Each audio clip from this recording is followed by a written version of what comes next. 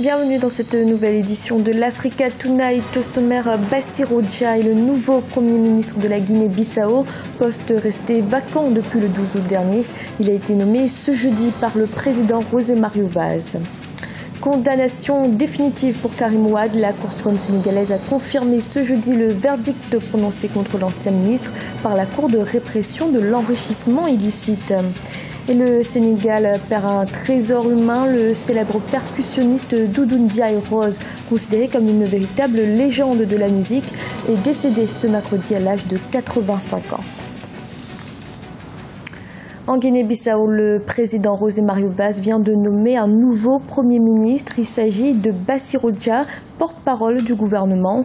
Le 12 août dernier, le chef de l'État avait destitué le gouvernement de Domingos Simoes Pereira en raison d'une crise de confiance au sommet de l'État à Ouarbarkala. Bassirou Djai, nommé nouveau Premier ministre bissau-guinéen ce jeudi 20 août. Sa nomination intervient une semaine jour pour jour après la dissolution du gouvernement de l'ancien Premier ministre Domingos Simoes Pereira, une décision du président Mario Vaz qui déçoit une grande partie des Bissau-guinéens. Une totale désolation à Bissau. C'est pas ce qu'on espérait du président de la République. Parce qu'on ne substitue pas une équipe trilingue. La personnalité du Premier ministre qu'il a nommé, il n'est même pas à la hauteur. Je ne pense pas qu'il va faire long feu. La population n'est pas tout à fait d'accord avec sa nomination. Le PAIGC, le Parti africain pour l'indépendance de la Guinée-Bissau et du Cap-Vert, formation au pouvoir, rejette le choix du président Mario Vaz, la qualifiant même de coup d'État constitutionnel. Le PAIGC exige la reconduction du Premier ministre destitué et appelle la population à manifester. Il ne peut pas être Premier ministre. Parce qu'on connaît sa compétence. Il n'est pas tout à fait, il n'est pas compétent. Mais si le président a confiance, on va voir ce qu'il va faire. Mais je suis sûr qu'après demain, il y aura des manifestations ça et là, dans tout le territoire national. Ce qui m'inquiète de plus, les militaires jusque-là n'ont pas manifesté, ils n'ont pas donné leur avis.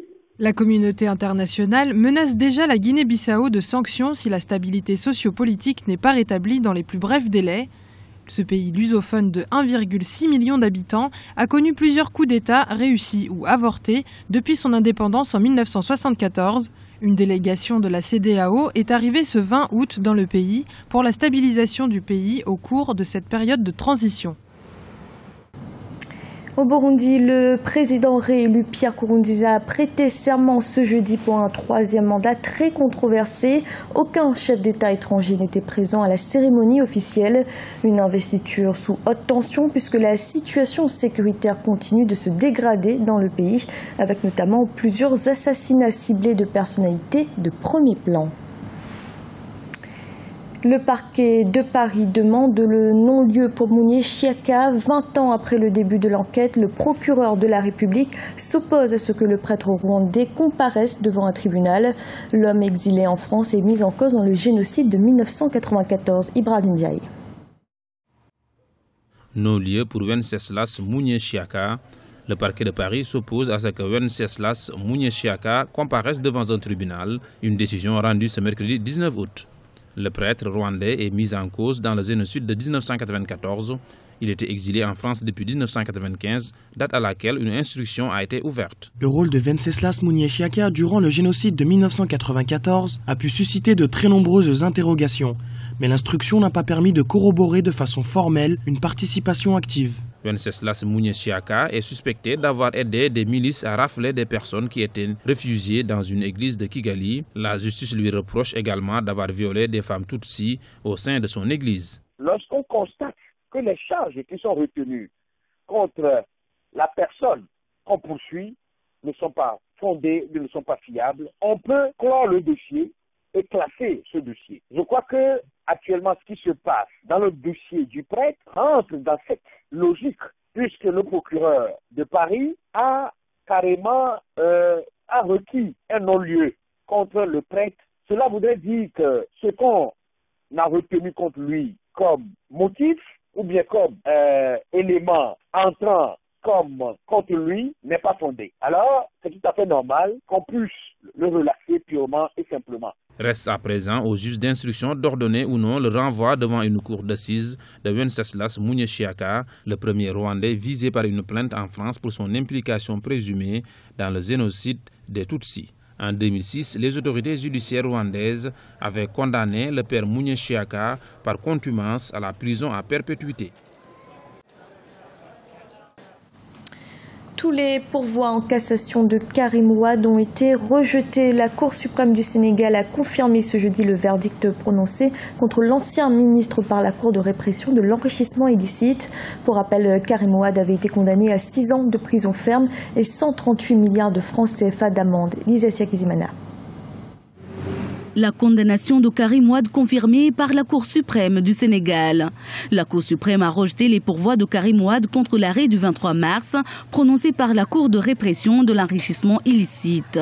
Cette Cour spéciale avait condamné Karim Wade à 6 ans de prison ferme, 138 milliards de francs CFA, soit 210 millions d'euros d'amende, et à la confiscation de tous ses biens. La Cour suprême a violé ses propres lois, la Cour suprême a violé les droits de Karim Wade, la Cour suprême a violé la loi organique. Donc, nous ne sommes pas surpris par la décision qui est rendue. Je crois que ce qu'il y a d'important à rappeler, et c'est un ressort de la décision rendue par le groupe de travail, toute la procédure concernant Karim Wade a été faite selon des règles inéquitables en violation par le Sénégal. Karim Wade est accusé d'avoir illégalement acquis 118 millions d'euros par le biais de montages financiers complexes lorsqu'il était ministre, c'est-à-dire sur la période de 2000 à 2012. Ses avocats dénoncent un procès politique et envisagent de faire appel à la communauté internationale. Au niveau de la défense, je crois que les perspectives qui s'offrent à nous, c'est aujourd'hui d'engager la communauté internationale à inviter à l'État du Sénégal à respecter ses obligations et à se conformer à la décision du groupe de travail qui dit que la détention de M. Karim Wade est arbitraire. La décision rendue à la suite d'une procédure inéquitable ne peut avoir aucune valeur sur le plan du droit international et sur le plan de l'équité. Karim Wade est en détention depuis avril 2013. Le 21 mars 2015, il avait été désigné candidat à la prochaine élection présidentielle de son parti, le PDS, le Parti démocratique sénégalais et principal parti d'opposition. Et la musique sénégalaise est en deuil. Le célèbre percussionniste Doudou Ndiaye Rose est décédé ce mercredi. Il avait été classé trésor humain vivant par l'UNESCO en 2006. Ses proches et ses admirateurs lui ont rendu un dernier hommage. Emmanuel Milimono. Doudou Ndiaye n'est plus. Le célèbre percussionniste sénégalais décédé mercredi des suites de malaise à Dakar a rejoint sa dernière demeure ce jeudi au cimetière de Yoff. Le défunt a marqué la culture sénégalaise qu'il a dignement représentée à travers le monde. Sa disparition représente une énorme perte, non seulement pour ses proches, mais surtout pour toute la culture sénégalaise. C'était un papa exemplaire. Il a bien éduqué ses enfants. Aucun enfant de Doudou Ndiaye Rose ne fume de la cigarette ou boire de l'alcool. On ne peut dire que Doudou Ndiaye Rose que des bienfaits. Doudou Ndiaye Rose est parti, il nous a légué un patrimoine, nous allons le gérer. Au peuple d'avoir confiance aux enfants de Doudou. Doudou Ndiaye était une personne disponible et très sociable. Il a beaucoup aidé les membres de sa famille, il n'avait de problème avec personne et tous les Sénégalais l'aimaient. C'est vraiment une grande perte. Doudou Ndiaye Coumba Rose, c'est pour nous un référentiel inépuisable et il restera éternellement dans nos cœurs et dans nos esprits. Celui que l'on appelait tambour-major était un percussionniste hors pair classé par l'UNESCO comme trésor humain vivant en 2006. Il s'est éteint à l'âge de 85 ans en laissant derrière lui une famille et tout un peuple en deuil. Du Sénégal jusqu'au-delà de ses frontières, Doudou Ndiaye Coumba Rose a brillé de par son talent. À travers son art, ses percussions et ses chorégraphies, il a porté très haut les couleurs de notre pays et de tout un continent à travers le monde. Que le Tout-Puissant, le Miséricordieux, l'accueille dans son paradis éternel, tout en veillant sur sa famille et son œuvre. Doudou Ndiaye Rose était à la fois un artiste, un créateur et un pédagogue qui a su transmettre son savoir et son savoir-faire à sa descendance. Les hommes de culture, artistes, musiciens et autres lui ont fait un témoignage unanime. Le défunt laisse une grande famille de 42 fils. C'était le journal de la rédaction. Merci de l'avoir suivi. Retrouvez dans un instant une nouvelle édition de l'information.